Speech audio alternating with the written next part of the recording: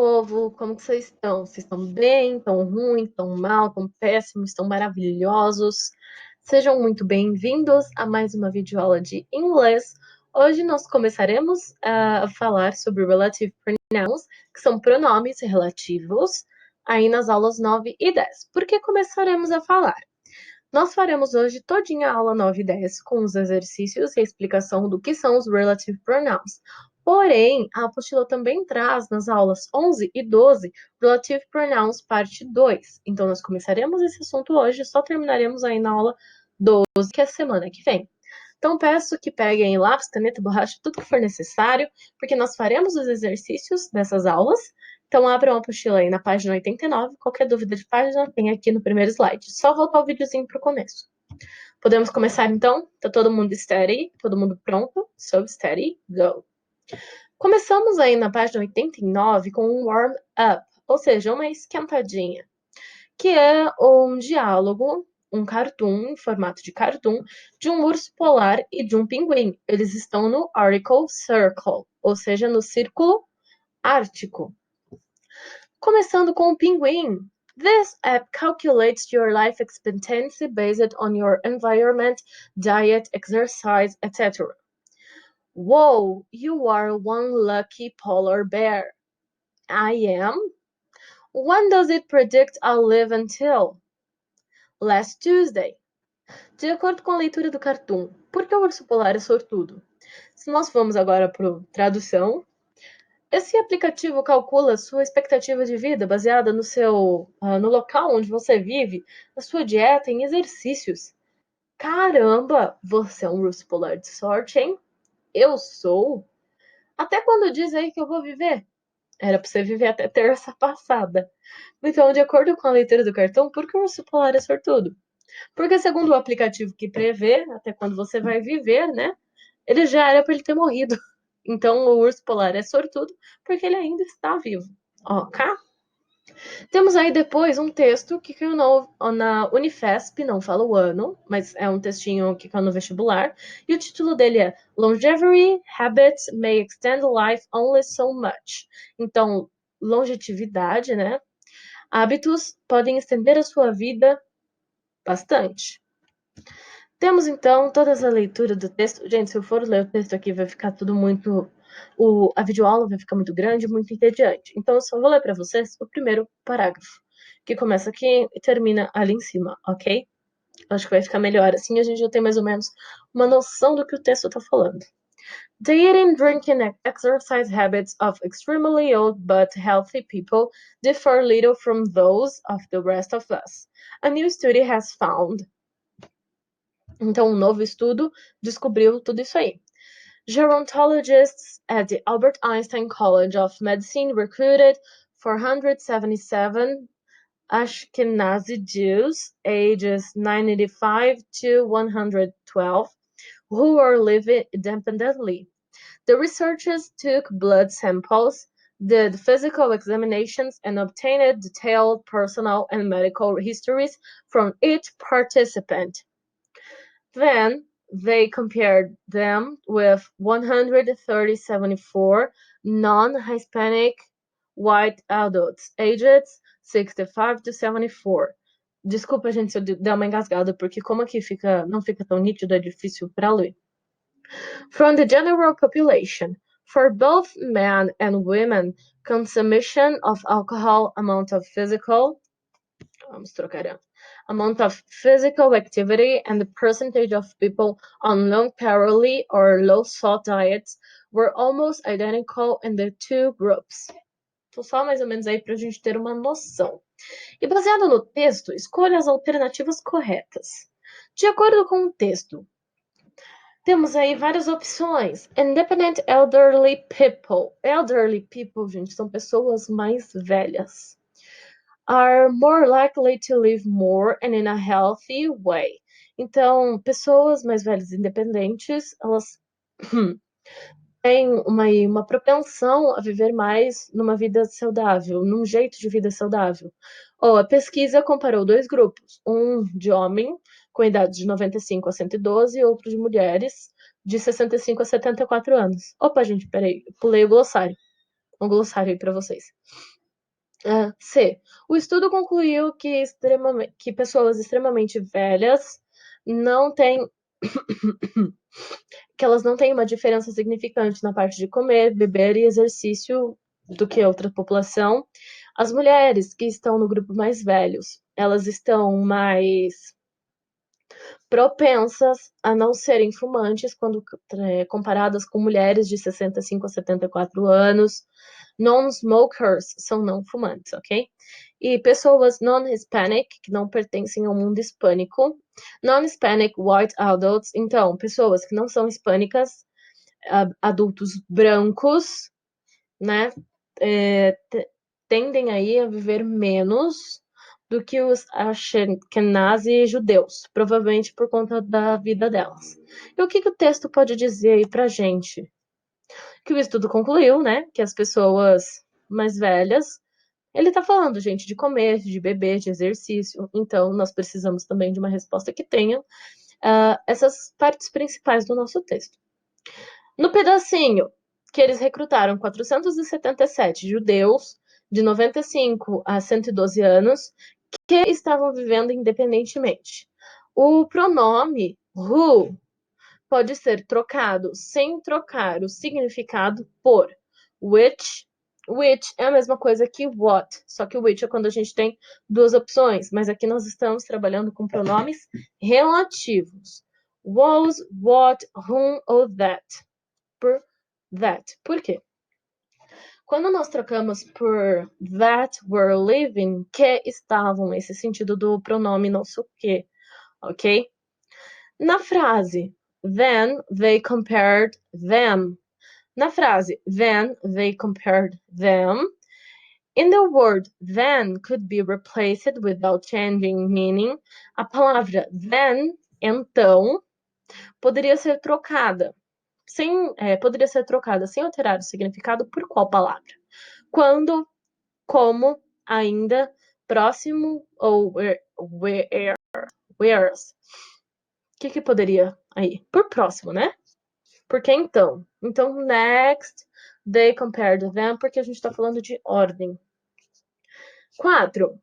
Também na Unifesp aí, no trecho do segundo parágrafo. Long-lived men were less likely to be obese than their younger counterparts, although no less likely to be overweight. A palavra although pode ser substituída sem alteração no sentido por. Although, gente, aqui tem esse sentido de contrapor as ideias. Então, é esse sentido de adversidade. Então, nós precisamos de uma preposição que seja também adversa. Então, but, mas.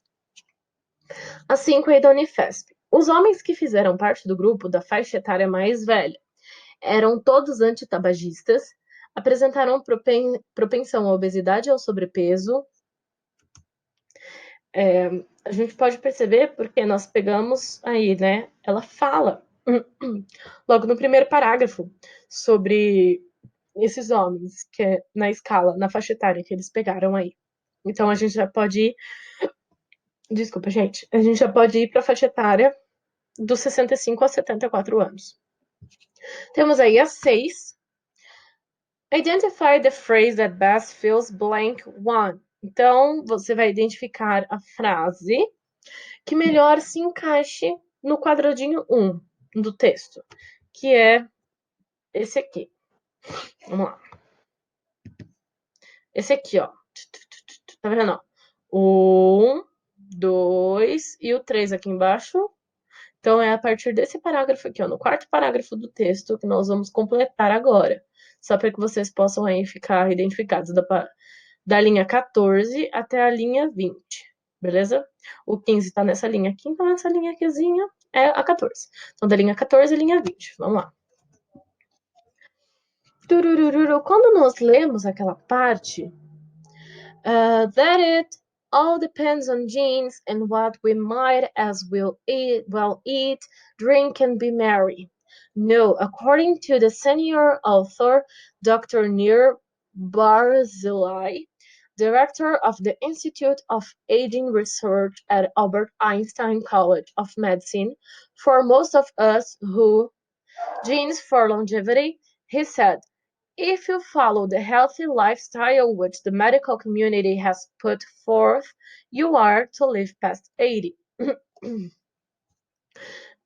Nessa primeira expressão, quando a gente vê ali, né, na linha 14, that it all depends on genes. Então, tudo isso depende dos genes, certo? E depois aí, na linha 18, no pedacinho 2, no excerto 2, for most of us who... Então ele tá falando, para a maioria das pessoas, ou para a maioria de nós, que temos ou que não temos. Que não temos o gene da longevidade, né? Não temos esse gene que faz com que nós vivamos muito. E o último excerto aí é o much more likely, que é muito mais parecido, ok? A partir disso, pessoal, nós vamos aí para a parte que nos interessa. Por que a parte que nos interessa? Lembra que a unidade vai falar sobre pronomes relativos. Então aqui, como sempre, a apostila só traz uma pequena explicaçãozinha, então eu trouxe depois as explicações para vocês. Tudo bem explicadinho, tópico? Se qualquer dúvida, não hesitem em me perguntar. Temos aí, observe os exemplos do texto. Temos o who, which, that, was e whom. Todos esses pronomes são relativos. O que acontece? Esses pronomes relativos se referem a pessoas que foram apresentadas anteriormente. Por quê? Eles vão relacionar. E muitas vezes eles também podem ter a função de sujeito da oração. Quando tem função de sujeito, só pode ser dois, who or that. Who é quem. Então, quem, além de ser aí o nosso pronome interrogativo também, who are you? Ou who is he? Quem é ele? Quem é ela? Também serve como pronome relativo. Então, vamos avançar aqui para as explicações. O que são esses pronomes relativos? Um pronome relativo, ele tem que estar presente num período composto. Por quê? Ele vai retomar alguma expressão anterior a ele. Porque se ele é relativo, ele precisa relacionar. E se eu tenho um período simples, não tem como eu relacionar a outra coisa, ok? Por quê? Período composto, período simples, vocês já aprenderam. Período simples, apenas um verbo, um núcleo de verbo. Período composto, eu tenho dois núcleos ou mais. Então, ele sentou e lavou o rosto.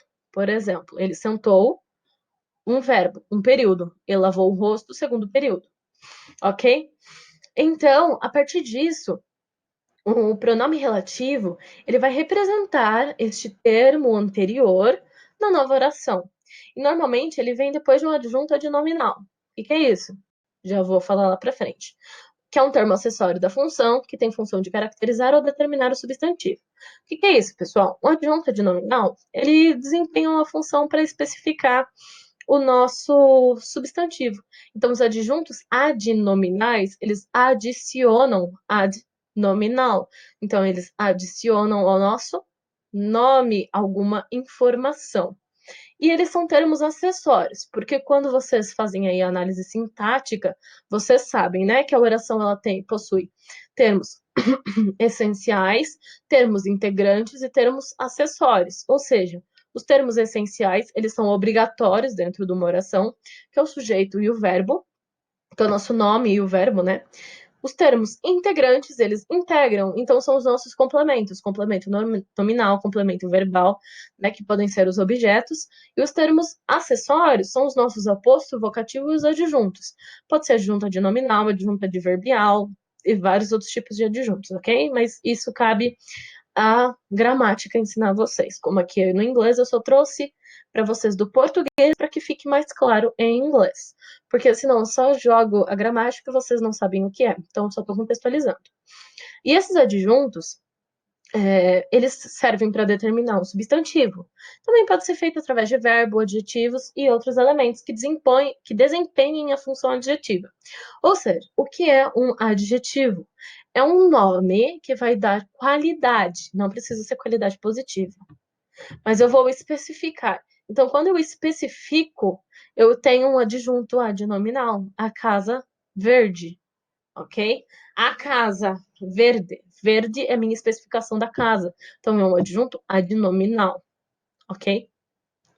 E o adjunto Desculpa, gente. O pronome relativo, ele sempre concorda com o antecedente. Ou seja, eu concordo com o meu antecedente, o que antecede, o que vem antes. Então, os textos que li são excelentes. Aos textos, quais textos? Que eu li. O meu que desempenhando. E vocês também podem perceber que esse que do meu pronome relativo desempenha uma função de oração subordinada adjetiva, porque eu estou especificando.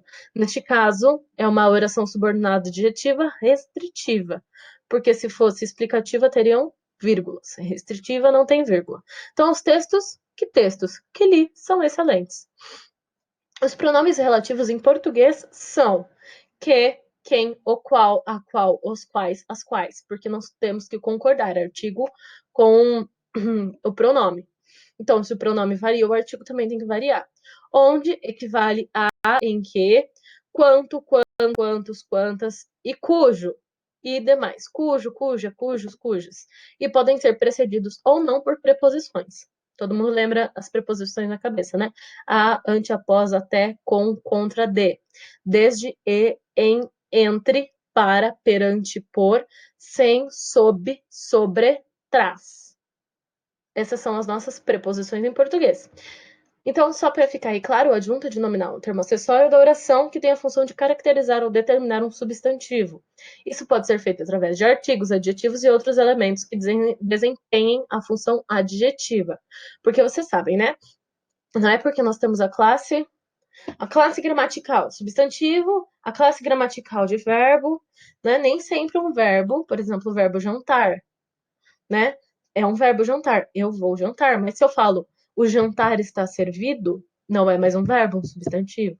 Então, isso tudo se implica, por isso que nós temos que ver o contexto em que essas frases estão inseridas. E o adjunto adnominal, ele se refere apenas e especificamente a substantivos. Por quê? Adjunto ad nominal, ele adiciona ao nome. E o que é um nome? Um substantivo. Perfeito até aqui? Então, em inglês, nós temos o 4 e 5 pronomes relativos. That, who, whom, which e whose. Só esses 5. E eles se referem a termos citados anteriormente e devem ser usados sempre para introduzir uma oração subordinada a uma oração principal. Por quê? Eles têm essa característica de serem pronomes relativos, correto? Correto.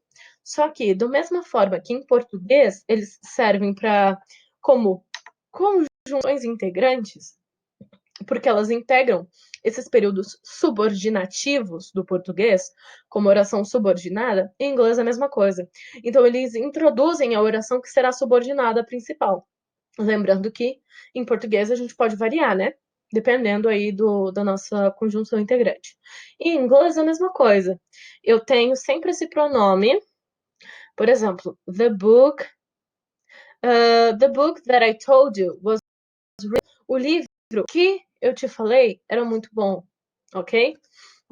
Então, esses pronomes relativos, principalmente o that, em português, ele significa que, e ele pode ser relativo a pessoas, animais e coisas. Ele também pode ser o nosso sujeito, mas vai determinar aí mais dependendo da nossa oração. Então, alguns exemplos para vocês. He is the man that saved the planet. Ele é o homem que salvou o planeta, é o Superman. That is the dog that bit my neighbor. Aquele é o cachorro que mordeu minha vizinha. Tá vendo o que eu tenho that usado de gerentes? Porque that is the dog. Eu tenho meu pronome. Aquele, aquela, aqueles, aquelas. Ok? So, that is the dog that bit my neighbor. Então, aquele é o cachorro que mordeu minha vizinha, ou meu vizinho. This is the TV that is on sale. Esta é a televisão que está na promoção. E which significa que, o qual, as quais, a qual e os quais. Ele pode ser relativo a coisas e animais também. Então, temos aí mais exemplos.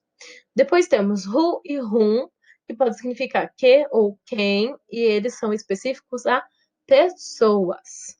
Então, the woman whom called is my cousin. A mulher a quem você ligou é minha prima. Por quê, gente? Vocês perceberam que o whom, ele tem, em português, quando a gente traduz, ele precisa de uma preposição. A mulher para quem você ligou é minha prima. Porque em português a gente substitui isso porque a mulher que ligou é minha prima, a mulher que você ligou é minha prima. Mas gramaticalmente é errado. Nós precisamos aí deixar a oração toda completinha. Então, tem outro exemplo ali. There is a man outside who wants to see you. Tem um homem ali fora que quer falar com você ou que quer te ver. E por fim temos o was, que é cujo, cuja, cujos e cujas, que ninguém sabe usar em português. Dica, pessoal. Em redação, quando você usa esse bendito cujo corretamente, você ganha uns pontinhos a mais.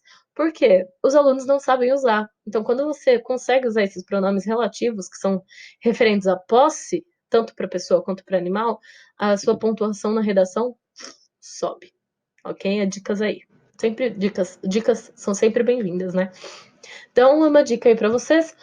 Cujo, cuja, cujos e cujas. Sempre vai ser relativo à posse e é usado para pessoas e animais. That is the girl whose brother was making some magic tricks at the party last Saturday. Então, aquela é a garota cujo irmão, tá vendo? Ó, a minha parte de posse. O irmão é de quem? Da garota. Então, ao invés de eu falar o irmão da garota, a garota cujo irmão estava fazendo alguns truques de mágica. Beleza? Pronomes relativos aí, só o começo para vocês. A partir disso, quero que vocês façam as tarefas mínimas e complementares das aulas 9 e 10, no plural. Não precisa me mandar foto, porque eu vejo quem fez ou quem não fez pelo próprio plural. Qualquer dúvida, não hesitem em mandar mensagem, perguntar, ok? Um grande beijo, pessoal. Até a próxima aula. E é isso, pessoal. Bye, bye.